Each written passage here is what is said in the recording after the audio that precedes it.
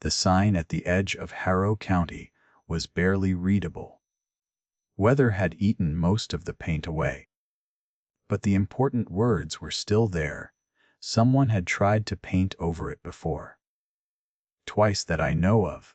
And twice the warning came back within the week, as if the mountain itself refused to let it disappear. I'm telling you this because what happened in those woods in 1904 changed everything we think we know about isolation, about survival, and about what human beings become when they're left alone too long with their fears. This isn't a story about superstitious locals afraid of shadows. They had very good reasons for those warnings. And by the time outsiders figured that out, it was usually too late. My name doesn't matter. But my credentials might. I spent 15 years documenting oral histories throughout Appalachia. I've heard every kind of mountain legend imaginable. Most of them contain a kernel of truth buried under exaggeration. This one, I wish it had been exaggeration.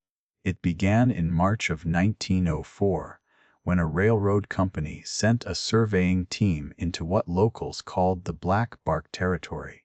They planned to carve a line through the mountains: timber, coal, profit. The team leader was William Pritchard.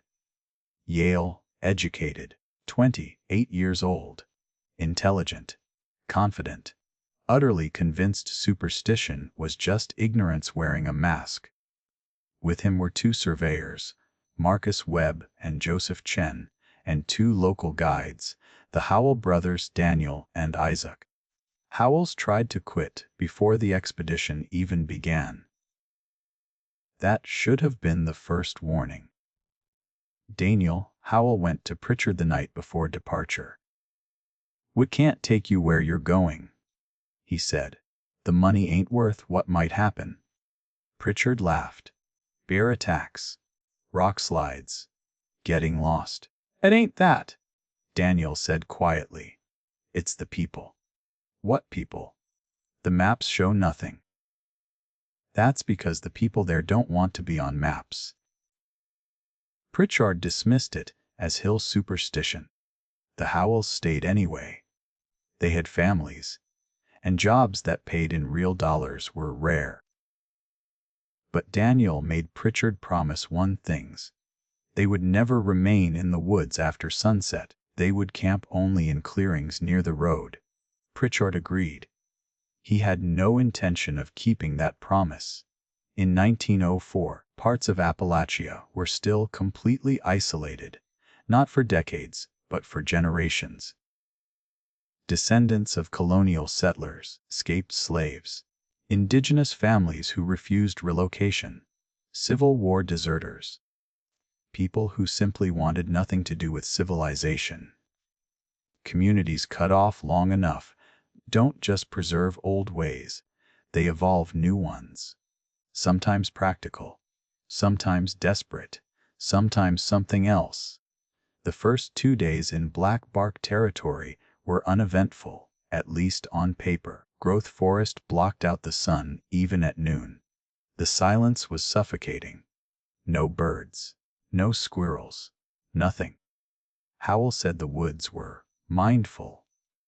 He refused to explain what that meant. On the second evening, they saw it, a structure about 50 yards off the trail. It looked like a house, but wrong. The door was too narrow, the windows too high, the proportions subtly distorted. "Don't look at it," Daniel said sharply. "And don't go near it." Pritchard walked straight toward it. Up close, the wrongness deepened. The wood wasn't burned, just blackened, as if treated with something ancient.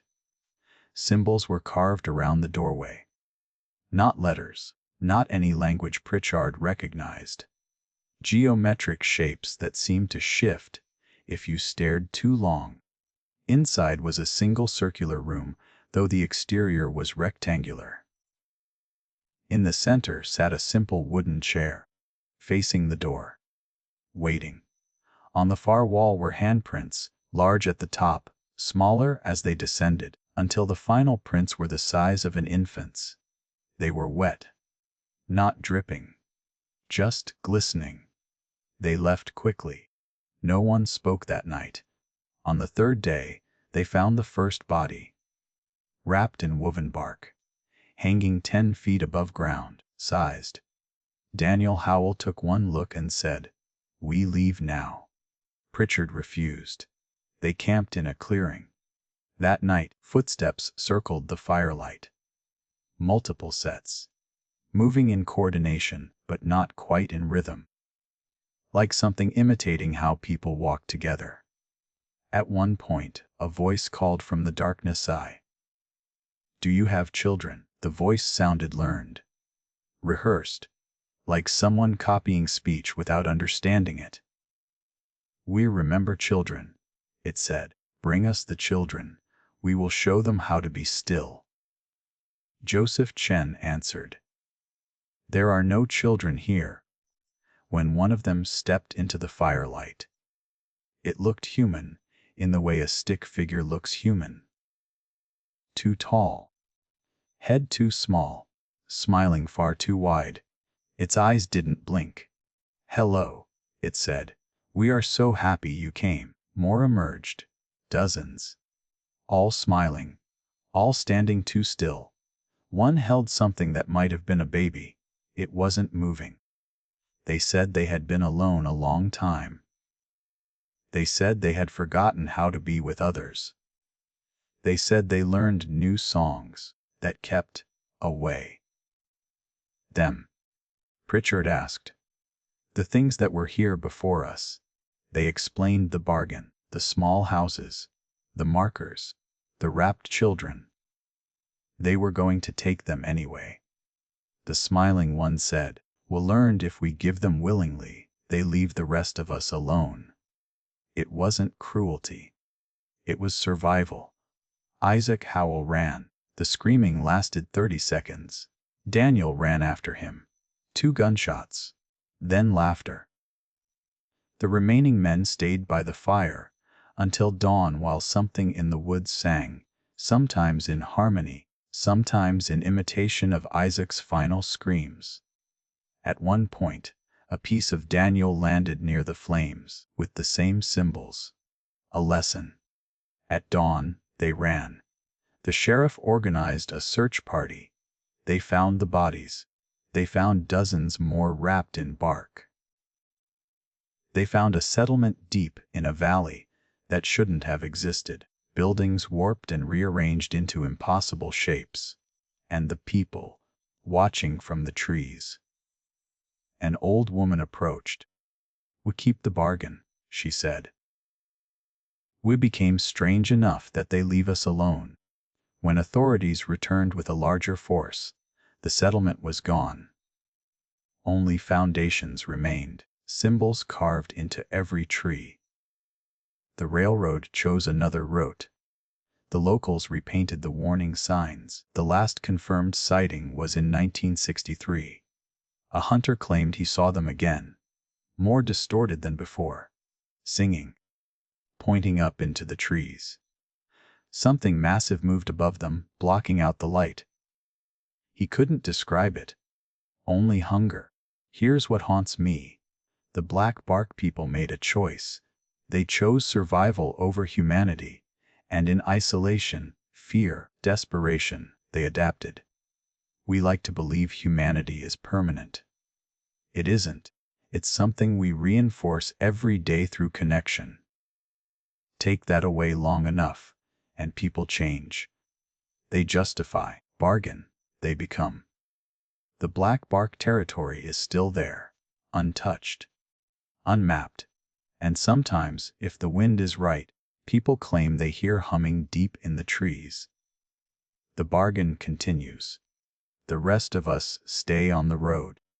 Because the real horror isn't what's in the woods. It's knowing that, given the same choice, most of us would probably make it too. If you ever find yourself near Harrow County, if you ever see a sign warning you to stay out, If you ever hear humming when the stars are bright and the darkness feels deeper than it should, stay on the road. Keep to the light. Because you're only human as long as you choose to be. And some places make that choice impossible.